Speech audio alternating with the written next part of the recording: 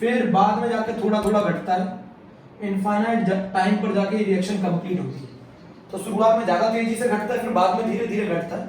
उसी तरीके से अगर हम प्रोडक्ट का कंसेंट्रेशन पूछें, rate of formation of B पूछें, तो शुरुआत में वो ज्यादा तेजी से बनेगा और बाद में जाके थोड़ा थोड़ा धीरे।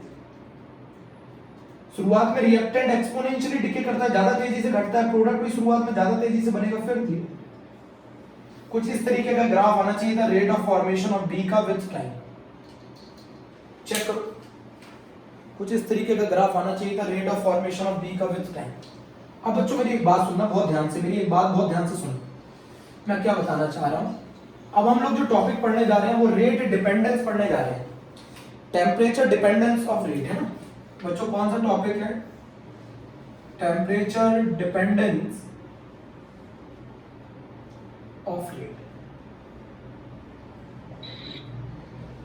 टेम्परेचर डिपेंडेंस ऑफ रेट पढ़ने जा रहे हैं बच्चों। एनसीईआरटी की एक इक्वेशन बताती है हमें कि अगर मैं डिकम्पोजिशन कर दूं N2O5 का, N2O5 इक्वेशन एनसीईआरटी में बिल्कुल ये डाटा मेंशन है, N2O5 का अगर मैं डिकम्पोजिशन कर दूं और N2O4 और हाफ O2 बना दूं, तो बच्चों यहाँ पर क्या दे रखा है?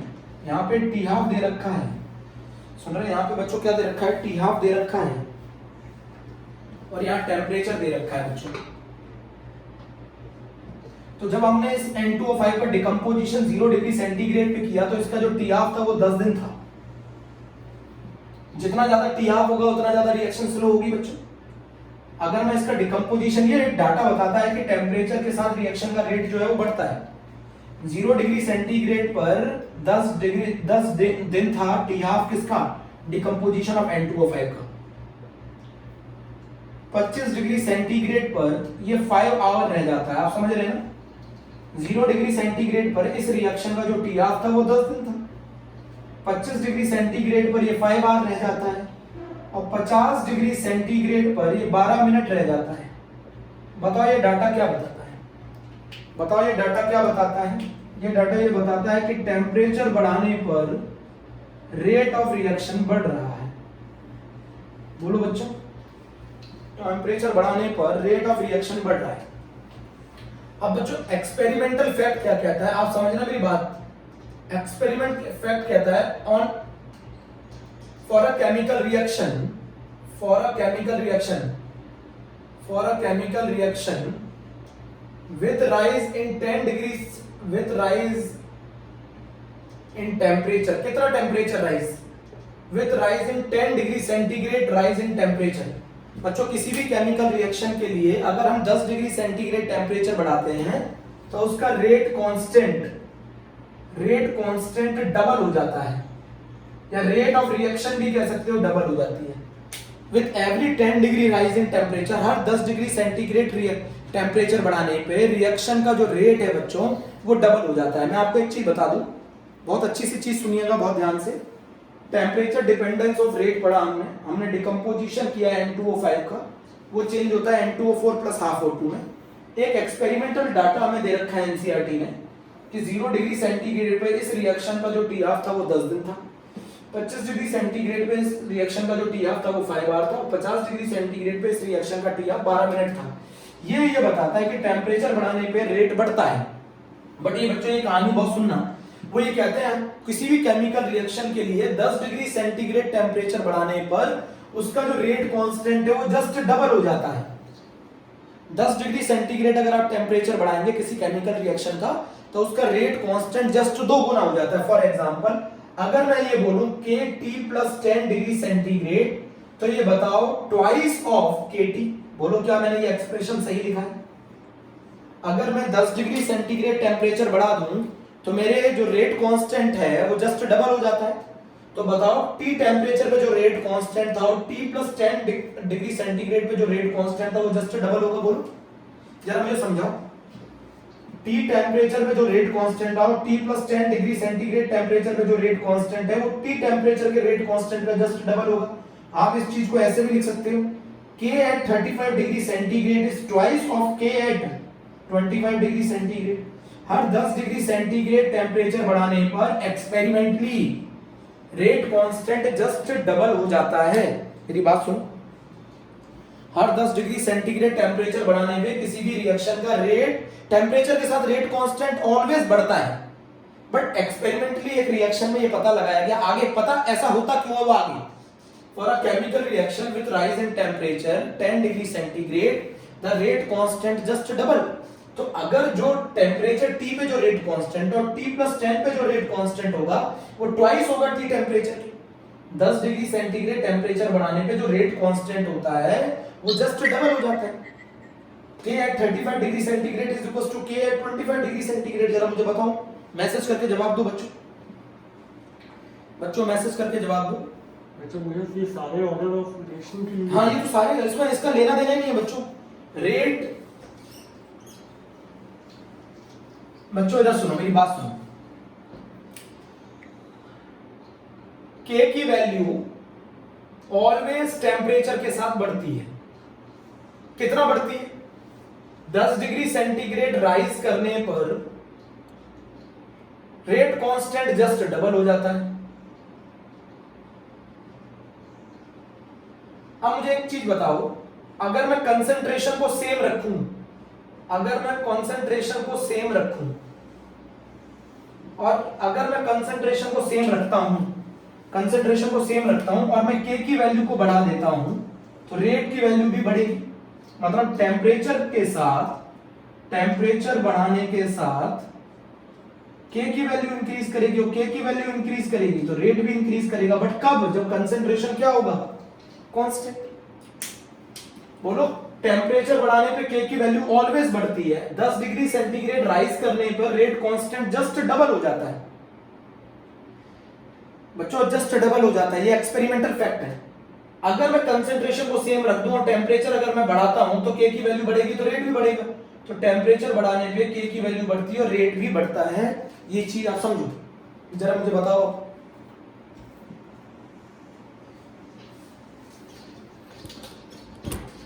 जल्दी बताओ मुझे, जरा समझाओ।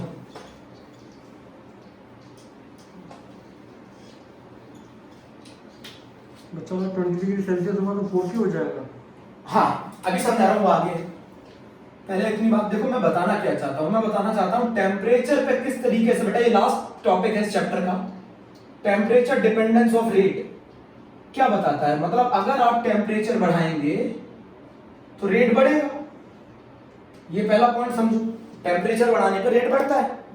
उसने ये कहा, सुनो बच्चों मेरी बात बहुत ध्यान से सुनना, ये एक एक्सपेरिमेंटल डाटा से हमें ये पता चला N2O5 changes into N2O4 plus half O2 कि टेम्परेचर बढ़ाने पे रेट बढ़ता है। 0 डिग्री सेंटीग्रेड पर इस रिएक्शन का जो टी हाफ है वो कितना आ रहा था बताओ? 10 दिन। अगर हम इसका डिकम्पोजिशन करें तो 0 डिग्री सेंटीग्रेड पे 10 दिन आ रहा था और 25 डिग्री सेंटीग्रेड पर 5 आवर आ रहा था और 50 डिग्री सेंटीग्रेड पे बच्चों 12 मिनट आ रहा था। तो मैं आपको बताना क्या चाहता हूं कि टेम्परेचर बढ़ाने पे रेट ऑफ द रिएक्शन बढ़ता है। तो इन्होंने क्या बताया, एक एक्सपेरिमेंटल फैक्ट बताया, फॉर अ केमिकल रिएक्शन,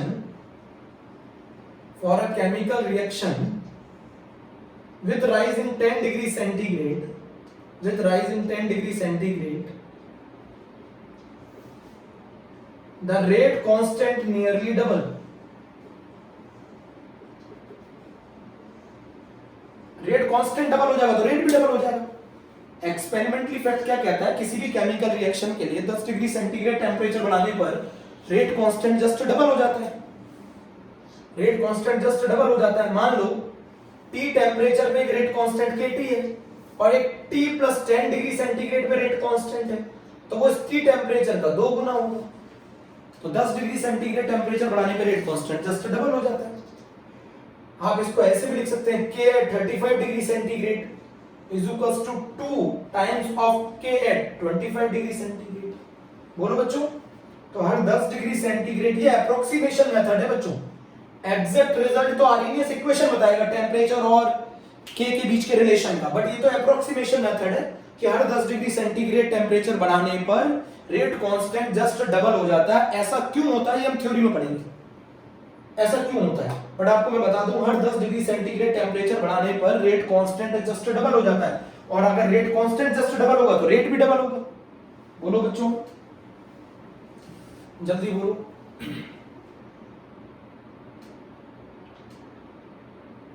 जल्दी बताओ जल्दी। नहीं फिर भी कोई क्वेश्चन किसी का? जल्दी बताओ मेरे प्यारे बच्चों।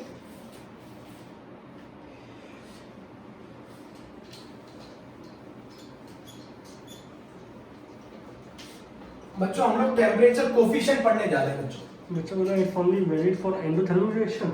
नहीं, all type of reaction. Temperature बढ़ाओगे तो रेट कांस्टेंट की वैल्यू ऑलवेज बढ़ेगी, ठीक है।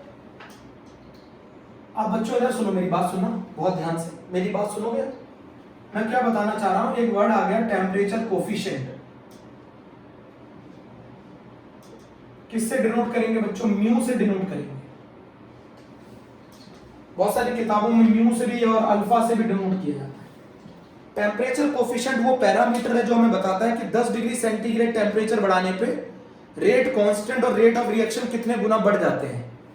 टेम्परेचर कोफिशिएंट वो पैरामीटर है जो हमें बताता है कि 10 डिग्री सेंटीग्रेड टेम्परेचर बढ़ाने पर रेट ऑफ रिएक्शन और रेट कांस्टेंट कितना गुना बढ़ जाते हैं, उसे टेम्परेचर कोफिशिएंट कहते हैं। फॉर एग्जांपल, अगर T टेम्परेचर पे रेट कांस्टेंट K है, T टेम्परेचर पे रेट कांस्टेंट K है, मैंने 10 डिग्री सेंटीग्रेड बढ़ा दिया तो जितने गुना बढ़ जाएगा वो कहलाएगा टेम्परेचर कोफिशिएंट। तो बताओ 10 डिग्री सेंटीग्रेड के बाद ये क्या हो जाएगा?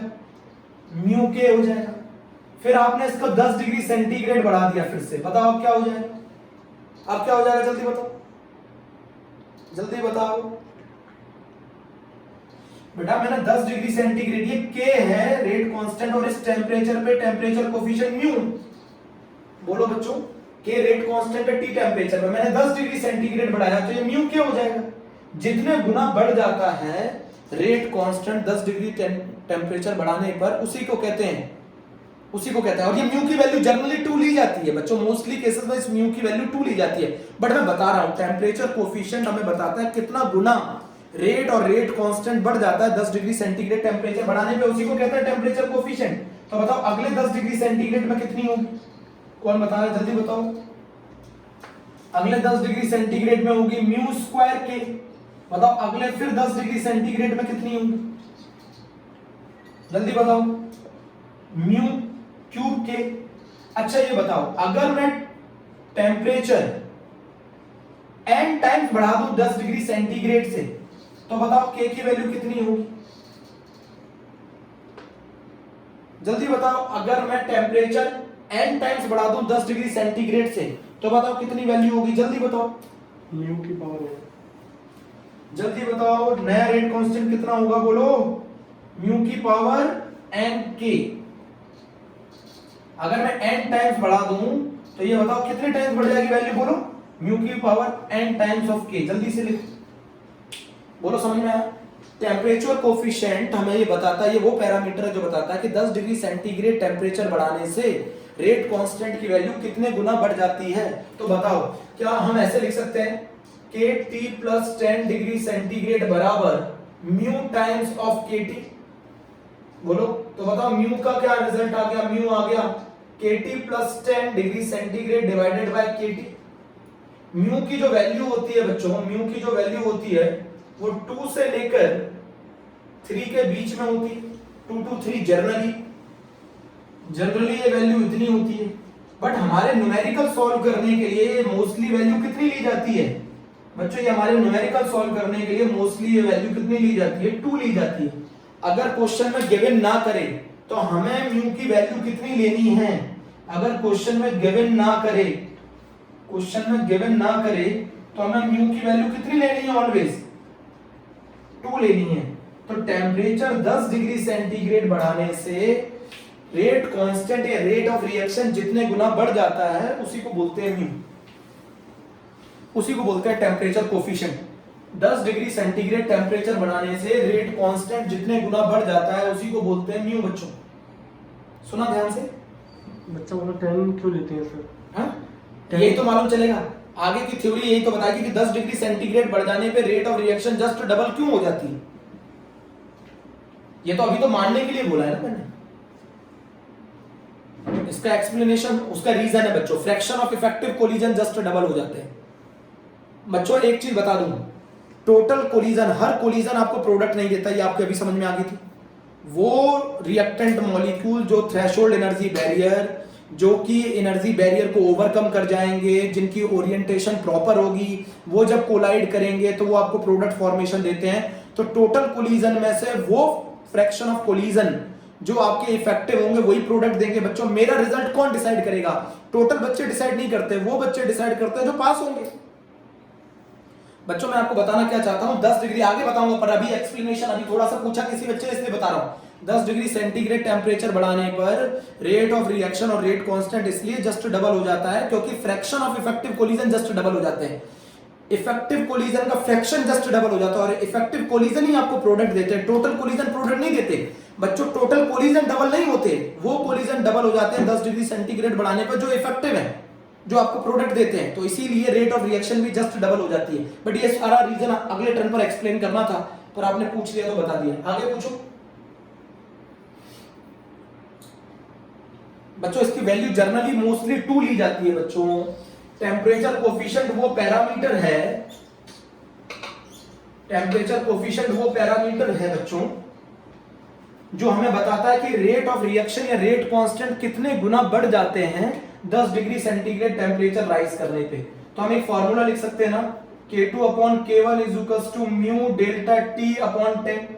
बोलो बच्चों, K2/K1 is equals to mu delta T upon 10। या फिर हम ऐसे भी फॉर्मूला लिख सकते हैं R2/R1 is equals to mu delta T upon 10। Check करो, मान लो अगर मैं ऐसा क्वेश्चन पूछूं, 10 डिग्री सेंटीग्रेड से मैंने टेम्परेचर 100 डिग्री सेंटीग्रेड कर दिया है, तो बताओ, तो मुझे बताओ कि हमारा रेट कांस्टेंट कितने गुना बढ़ जाएगा? जल्दी बताओ। अगर मैंने 10 डिग्री सेंटीग्रेड से 100 डिग्री सेंटीग्रेड कर दिया है टेम्परेचर, तो बताओ मेरा रेट कांस्टेंट कितने गुना बढ़ जाएगा? जल्दी बताओ। मैंने क्या बोला था, जब भी म्यू की वैल्यू गिवन ना की जाए, न्यूमेरिकल सॉल्व करना हो, ऑलवेज कितना लेके करेंगे? 2 लेके करेंगे। बेटा जनरली इसकी जो वैल्यू होती है वो 2 से लेके 3 तक होती है, बट मोस्टली इसके जितने भी क्वेश्चन आते हैं न्यूमेरिकल आते हैं, उसमें हम लोगों को ज्यादातर कितनी रखनी पड़ती है? 2 रखनी पड़ती है। म्यू की वैल्यू 2 रखते हैं जब गिवन ना करे क्वेश्चन में, तब भी। बताओ ये आंसर क्या होगा? अगर मैं 10 डिग्री सेंटीग्रेड से 100 डिग्री सेंटीग्रेड बढ़ा दूं टेम्परेचर, तो बताओ मेरे रेट ऑफ रिएक्शन कितने गुना बढ़ जाएगा, या मेरा रेट कांस्टेंट कितने गुना बढ़ जाएगा? जल्दी बताओ कितने गुना बढ़ जाएगा? जल्दी से आंसर, कितने गुना बढ़ जाएगा? 2 की पावर 9। बिल्कुल सही आंसर है। K2/K1 is equals to, change कितना आया टेम्परेचर में? 2 की पावर 90/10। तो ये आंसर आ गया K2/K1 इज इक्वल्स टू 2 की पावर 9 इज इक्वल्स टू मतलब 512। K2/K1 इज इक्वल्स टू बेटा 512 है, 2 की पावर 9। बोलो बच्चों, जल्दी बताओ।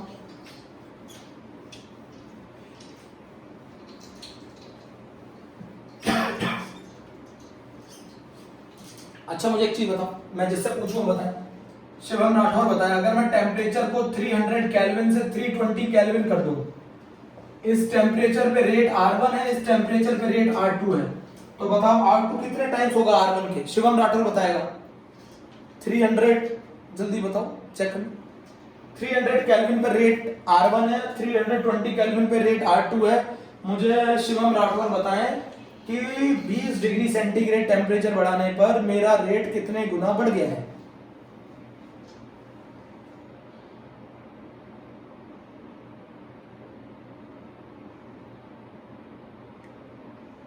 Four times. बिल्कुल सही आंसर है। बोलो बच्चों, R2/R1 इज इक्वल्स टू 2 की पावर 2, तो R2/R1 is equals to 4 times. हर 10 डिग्री सेंटीग्रेड टेम्परेचर बढ़ाने पे रेट 2 गुना बढ़ता है, तो अगर 300 पे R1 है तो 310 पे 2R1 होगा, और 320 पे 4R1 होगा, तो R2 बराबर आ गया बच्चों 4R1।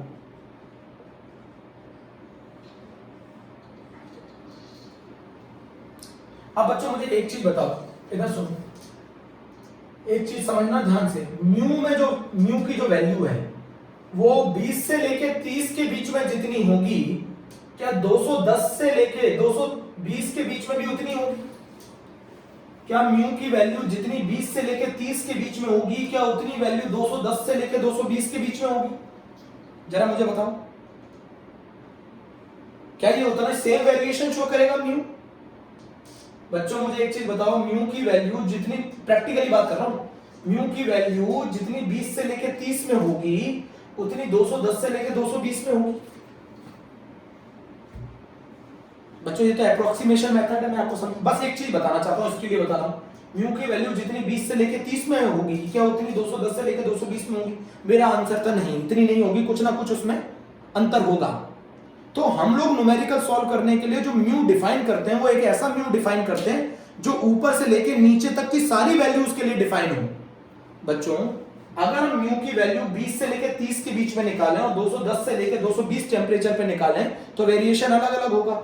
तो हम लोग एक्सपेरिमेंटली म्यू को उस टाइम पर उस टेम्परेचर पे डिफाइन करते हैं जिससे वो जो वैल्यू आएगी वो हर जगह लगाई जा सके, ऊपर भी लगाई जा सके, नीचे भी लगाई जा सके। बच्चों म्यू को डिफाइन करने के लिए, म्यू को जो डिफाइन किया गया है बच्चों, म्यू को जो डिफाइन किया गया है वो 25 डिग्री सेंटीग्रेड से 35 डिग्री सेंटीग्रेड के बीच में डिफाइन किया गया है। इस पर जो म्यू की वैल्यू आएगी वो हर जगह अप्लाई की जा सकती है। ये वो वैल्यू है जिसे आप अप्लाई करेंगे तो एरर कम आएगा। बच्चों अगर मैं म्यू की वैल्यू डिफाइन करूं तो वो कौन सी ऐसी म्यू की वैल्यू है जिसको लेकर हम हर जगह अप्लाई कर सकते हैं? तो वो किस टेम्परेचर की म्यू की वैल्यू है? 25 डिग्री सेंटीग्रेड से 35 डिग्री सेंटीग्रेड तक। तो म्यू क्या होगा बताओ? म्यू क्या होगा? K at 308 kelvin divided by K at 298 kelvin, ये रेशो होता है म्यू का। तो म्यू की वैल्यू जो निकाली जाती है जिसको हम हर जगह लगा सकते हैं वो वैल्यू कितने टेम्परेचर पे डिफाइन की गई है बच्चों? कितने टेम्परेचर पे डिफाइन की गई है? 25 डिग्री सेंटीग्रेड से 35 डिग्री सेंटीग्रेड के बीच में डिफाइन की गई है। और यही वो म्यू की वैल्यू होती है जिसे आप हर जगह अप्लाई कर सकते हैं। और म्यू की वैल्यू किसके बीच में होती है जनरली बच्चों? जनरली ये वैल्यू 2 से लेकर 3 के बीच में होती है। और म्यू की मोस्टली वैल्यू हम कितनी रखते हैं? मोस्टली 2 रखते हैं। बच्चों मैं क्या बताना चाहता हूं, म्यू की एक ऐसी वैल्यू बताओ जो हर जगह एप्लीकेबल हो। तो वो म्यू को हमने डिफाइन किस टेम्परेचर पे किया है? 25 से 35 डिग्री सेंटीग्रेड पे डिफाइन किया है। जरा मेरी बात समझो, मैं क्या बताना चाहता हूं, मेरी जरा एक बात समझो, क्या बताना चाहता हूं। म्यू की आपने एक ऐसी वैल्यू निकाली है 25 से 35 डिग्री सेंटीग्रेड पे जो हर जगह डिफाइन की जा सकती है, हर जगह अप्लाई की जा सकती है। तो जो म्यू की वैल्यू आपने निकाली है वो किस टेम्परेचर रेंज में निकाली है? 25 से लेकर 35 डिग्री सेंटीग्रेड रेंज पर निकाली है। चेक करो, मुझे बताओ बच्चों, जरा चेक करके मुझे बताओ। हमने म्यू की एक ऐसी वैल्यू निकाली है जो फुल रेंज में काम कर सके। और वो फुल रेंज क्या है? मतलब आगे वाला टेम्परेचर कितना भी ज्यादा कर लो, पीछे वाला हर जगह, बट वो किस रेंज पर निकाली गई है म्यू की वैल्यू? बच्चों ऐसे तो म्यू की वैल्यू और भी रेंज में निकाली जा सकती है, बट वो उनमें वेरिएशन बहुत ज्यादा आ जाएगा, एरर काफी ज्यादा आ जाएगा। तो हम एक ऐसी म्यू की वैल्यू यूज करते हैं, ये अप्रोक्सीमेशन मेथड है। हम म्यू की एक ऐसी वैल्यू यूज करते हैं जो हर जगह अप्लाई की जा सके और वो फुल रेंज में अप्लाई की जा सके। और वो म्यू की वैल्यू कितने टेम्परेचर पे डिफाइन होती है? 25 से 35 डिग्री सेंटीग्रेड पे डिफाइन होती है। आप जरा बताओ, तो म्यू को बोलते क्या है? जरा बताओ जरा, म्यू को क्या बोलते हैं? म्यू को टेम्परेचर कोफिशिएंट बोलते हैं। म्यू को टेम्परेचर कोफिशिएंट बोलते हैं।